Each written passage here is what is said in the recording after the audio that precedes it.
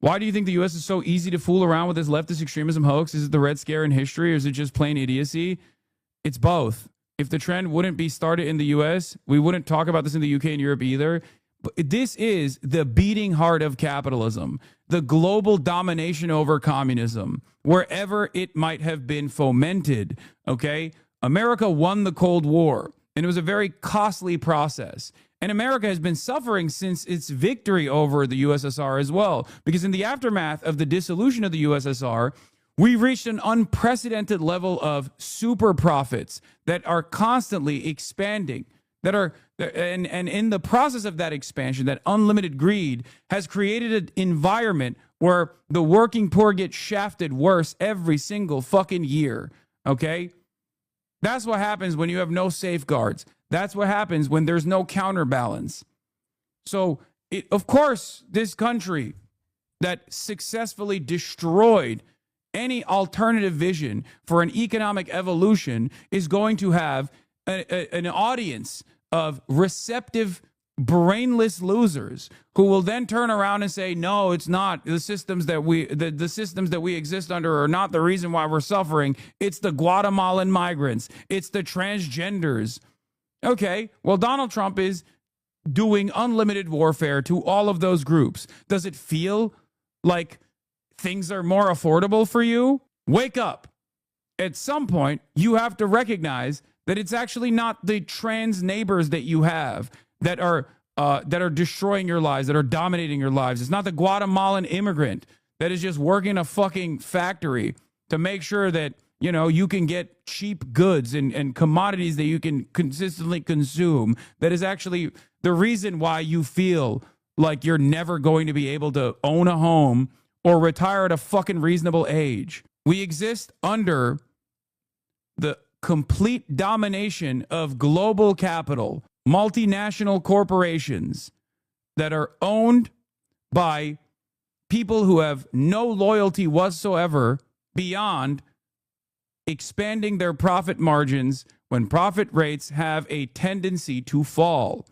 They will constantly seek out extra profit margins everywhere they can. And the only malleable aspect in the commodity production side that can be squeezed is labor, whether that be seeking out new labor markets after you have dominated them through war and designing a system of unequal extraction from the global south, or whether it be gig economy jobs that are readily available for all so that you can always have a fucking cheap servant at your disposal through your fucking phone. But when one side of the equation, when an alternative vision is cast aside as dangerous, scary, violent, Americans find themselves in this drunken stupor as they sleepwalk towards fascism. Because there are other alternatives. When capitalism inevitably creates economic pressure, when capitalism inevitably creates these shocks within the system, fascism thrives because it's seen as a way to restore the hierarchical order by force. That's how it works. That's how it worked in Nazi Germany.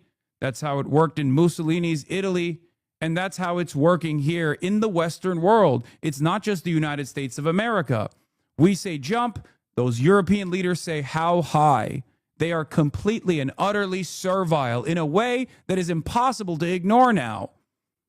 Why is it impossible to ignore? They come after spending years and years shitting on Donald Trump, calling him an orange buffoon. They come and they genuflect. They come and they say, yes, sir. Yes, master. We will give you more tithing. We will do everything in our power to make you happy. So if you're wondering, if you're following from Europe and you're looking at all the chaos that's unfolding in America and you're saying, oh, well, at least we're not here. At least it's not happening here. You're looking into the future. Okay? You are looking into the future. For years and years, Europeans would come into my chat and be like, Hasan, you guys are such fucking fools. You're so silly. You're so stupid. We don't have this kind of shit in Europe. And I told you, I warned you, I said, what happens here today will happen in Europe tomorrow. And in the last decade of me constantly saying this, you saw the rise of AfD in Germany. You saw the rise of nationalists in France. You saw the rise of the Reform Party in the UK. Fascism is everywhere in liberal capitalist countries. And they are going to do the exact same thing that Donald Trump is doing right now when they have a little bit of the grip of power. Okay? When they control the levers of power, they are going to turn around and they're going to suppress dissent. They're going to violently and physically apprehend you. The only way out of this, the only other alternative out of this is socialism. The only other alternative out of this is to talk to your neighbors, organize in your communities, explain to them that it is actually global capital that is destroying their lives. Because these people do not actually hide in cigar smoke filled back rooms where they fantasize about what to do with you, where they treat you as cattle. They do it in broad daylight. They do it at the World Economic Forum. They do it at Davos. They do it at the G10 summit. They do it at these summits where they get together and say, hey, we all have our class goals, right? We are aligned by the same interests. They do it in broad daylight. And the only reason why they can do it in broad daylight is because so many of your neighbors, so many of your friends have been deluded into thinking that the socialist alternative is dangerous. The socialist alternative is scary. That, oh my God, there could never be a better system than the one that we exist under. And the other system is scary and dangerous and violent. That's it. I've been warning about this moment in American history for the past decade, every single fucking day. Every single day. They won't even let you in on a crumb of the profits, the super profits that they are generating in the heart of Western Empire. And they won't even do it as riot tax. They won't even offer you modest social democratic reforms because they know they can get away with it. They know that your attention will go elsewhere. Okay? Today, you tap in. Today, you tune in, but tomorrow you'll forget about it because they know that even if you do pay attention to it, you will inevitably feel discouraged. You will inevitably feel like change is an impossibility. And therefore, you'll seek out nihilism. You'll seek out appropriate targets that you can go after. You'll seek out areas that seemingly are more malleable, people that are more accessible, like your least favorite Twitch streamer or your least favorite fucking content creator, this or that. These systems are seemingly impenetrable. And that's why I understand why people are so malleable and why people fight amongst themselves, because they feel like maybe it's easier. Maybe it's easier to just like have the government pack up vulnerable populations that I've been taught to fear. Okay? That's it. There is no difference between a black person and a white person. There's no difference between an undocumented migrant and a documented migrant and a natural-born U.S. citizen. No difference whatsoever. Not even a little bit. Everyone has unlimited potential. It is up to us to unlock said potential. But people, unfortunately, are held behind through systems of inequality. And the people that refuse to address those systemic to address the systemic inequality would rather have you servile, would rather have you deluded, would rather have you angry and fighting amongst yourselves.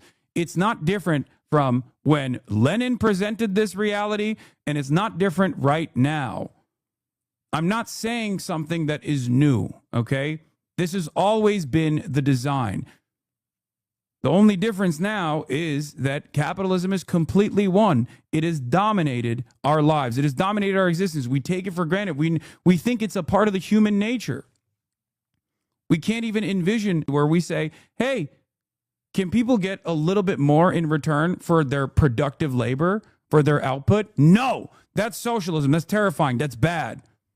Why do you want to reward lazy people? They're not working hard. And this is not a CEO saying this. This is not the owner of a mega corporation saying this. This is Americans who work that are saying this.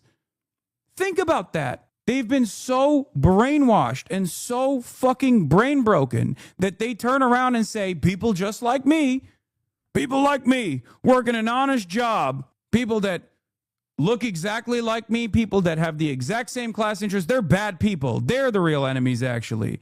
And not capital, not capitalism.